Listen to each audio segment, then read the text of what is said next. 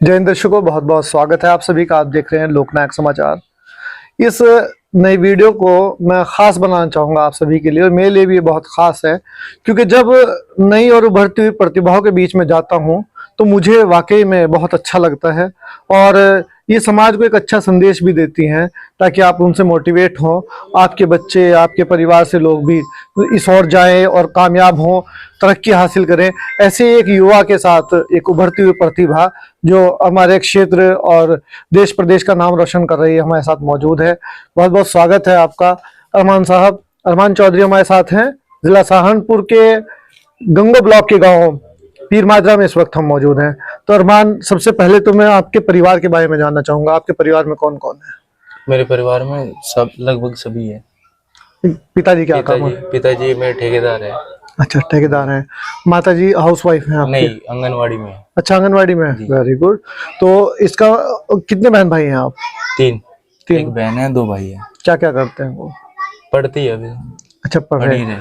तो आप कौन सी क्लास में पढ़ते हैं? मैं अब 12th में हूँ। 12th में। कहाँ से स्टडी कर रहे हैं? मैं Gango Ramkrishna Mehta inter college, R K Mehta inter college में गंगो से पढ़ाई कर रहे हैं आप। तो ये आपने जो बॉक्सिंग में आपने इंटरेस्ट लिया और फिर बॉक्सिंग में आप पार्टिसिपेट कर रहे हैं, कैसे अचानक कैसे सपना बना, या फिर बचपन से ख्वाब था कि बॉक्सिंग? नहीं, बचपन से नहीं था। मैं 10th में था जैसे, तो ऐसे ही स्कूली गेम आए, उसमें बोला कि बॉक्सिंग का भी है पार्टिसिपेट, कोई करना चाहेगा। फिर ऐसे दोस्तों ने हाथ उठवा दिया मेरा, मैंने लिखवा दिया बॉक्सिंग का। मेरे से आती नहीं थी। फिर मैं सहारनपुर स्टेडियम में गया। अच्छा। वहाँ देखा, फिर वहीं मैंने, मेरे मौसा जी है वहाँ पे, मैं उनके पास रहा 3 महीने, प्रैक्टिस करी मैंने।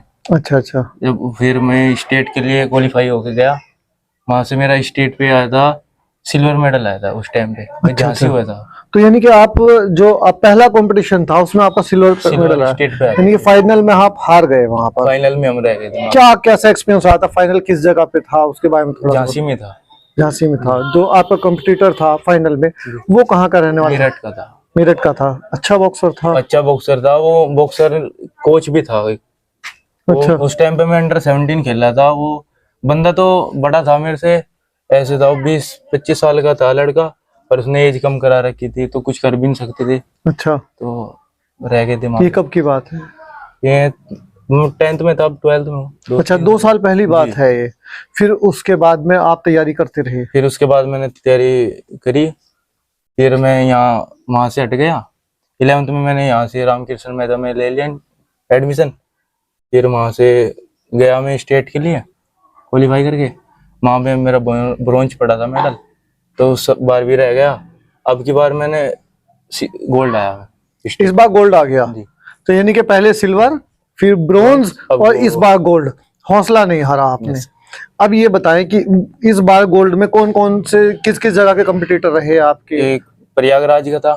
अच्छा, पहला मुकाबला किसके साथ था? प्रयागराज वाले के साथ था। अच्छा। और फाइनल में नखलऊ गया, लखनऊ वाला जी। अच्छा, कितने मुकाबले हुए आपके? मेरे 2 ही हुए। मैं पहले क्वालिफाई करके आए मैं मेरे साथ। अच्छा, आपसे कम्पीट करने के लिए उन्होंने पहले क्वालिफाई किया? उन्होंने क्वालिफाई किया।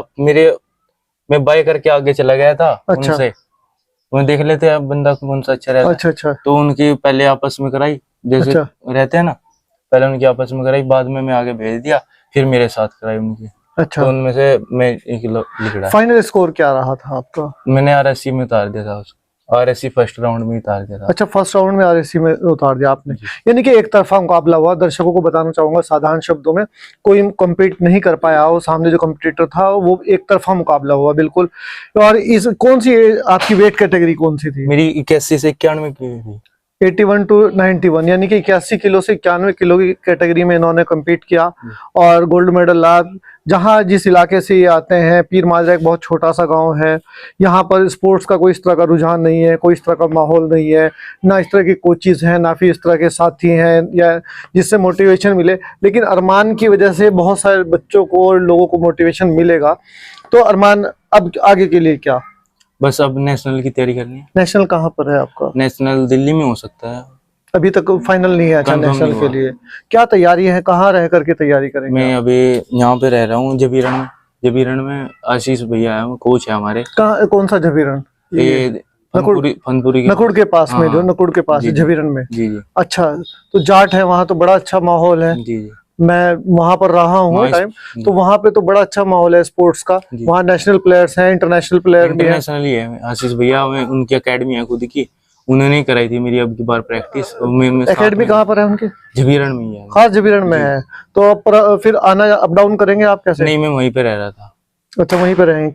वहीं पे रहना था मेरा। कितने दिन आप वहाँ पर रहे? मैं 15-20 दिन रहा वहाँ पे। अच्छा, तो क्या चार्जेस लेते हैं वो? मैं कम ही है, कम से कम करते हैं। अच्छा अच्छा, अपने क्षेत्र की प्रतिभा को जी। बढ़ाने के लिए कोई ज्यादा चार्ज नहीं लेते नहीं, हैं? ज्यादा चार्ज नहीं, अपने सही हाँ, कर- उनका भी बहुत सारे खर्च हाँ, होंगे, उनके रख रखाव उनका।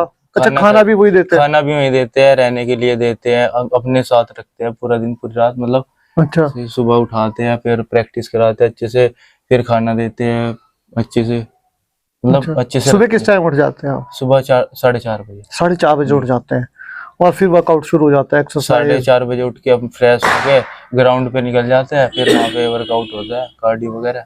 नहीं, वहाँ पे उसका ग्राउंड है स्कूल में, वहाँ से झबीरण में ग्राउंड अलग से है, उसमें जाते हैं रनिंग वगैरह करने के लिए। अच्छा क्योंकि जो एकेडमी का है ग्राउंड वो छोटा है, अच्छा तो अच्छा। उसमें फाइट वगैरह स्प्रिंग वगैरह ही करते जनता इंटर कॉलेज है शायद मेरे। हैं शायद। हाँ, जनता इंटर कॉलेज के सामने है। अच्छा अच्छा, तो अब उसके लिए तैयारी करेंगे आप? अब तो नेशनल जिस तरह का यहाँ माहौल है, तो आप हमारे दर्शकों को कोई मैसेज देना चाहें, क्योंकि आपकी जो बिरादरी है वो बहुत बड़ी बिरादरी है यहाँ पर, आपके मैसेज का उन तक खास तौर से मैसेज आएगा। वैसे तो एक स्पोर्ट्स पर्सन का मैसेज सबके लिए होता है, वो किसी जाति धर्म वर्ग संप्रदाय के लिए नहीं होता, वो सभी को मोटिवेट करने के लिए और सभी को इंस्पायर करने के लिए होता है। लेकिन जिस तरह की आपकी यहाँ से, आप मुस्लिम गुर्जर समाज से आते हैं, तो मुस्लिम गुर्जरों के अंदर अगर आप चाहें तो एक नई पीढ़ी, एक नई तांती तैयार हो सकती है, एक जो स्पोर्ट्स के माध्यम से देश के सिस्टम का हिस्सा बने और देश का नाम रोशन करने का काम करे। कोई मैसेज देना चाहेंगे आप? बस मैसेज तो ये है कि अपने ये गुंडागर्दी ऐसे छोड़ के स्पोर्ट में आगे बढ़े, करियर है इसमें, बहुत आगे तक जाएगा। खान पान अच्छा रखें, खान पान नशे से दूर रहे और अपना स्पोर्ट में आगे बढ़े, तो गलत गतिविधियों से दूर रहें, गलत माहौल से बचें, गलत माहौल से। यही सब है। देखिए, हमने आज इंटरव्यू के तौर पर नहीं, एक अपने दिल की बात अरमान ने हमारे, क्योंकि पहला इंटरव्यू है आपका, पहला इंटरव्यू है, पहला इंटरव्यू, इसीलिए हमने इसको फॉर्मल बना दिया, कोई स्पेशल इंटरव्यू नहीं किया, आपसे नॉर्मल बात की है। मकसद भी यही है कि जो हमारी प्रतिभाएं हैं वो आगे आए, निकल करके इनसे मुतासिर हो, इनसे इंस्पायर होकर के आए और हमारे क्षेत्र का नाम, हमारे देश का नाम रोशन करें। और जो एक मैसेज समाज में गोदी मीडिया द्वारा दिया जा रहा है, उसकी जगह एक अच्छे और पॉजिटिव मैसेज समाज में जाए। इन्हीं सब बातों के साथ, और आज अरमान के साथ आए थे, कल के फिर किसी और अच्छी और मोटिवेशनल पर्सनैलिटी के साथ हम आप सबके बीच हाजिर होंगे। अगर आपको वीडियो अच्छी लगी हो तो इस वीडियो को शेयर करें, लाइक करें और हमारे चैनल को सब्सक्राइब और फॉलो करें। बने हमारे साथ, देखते हैं लोकनायक समाचार। जय हिंद।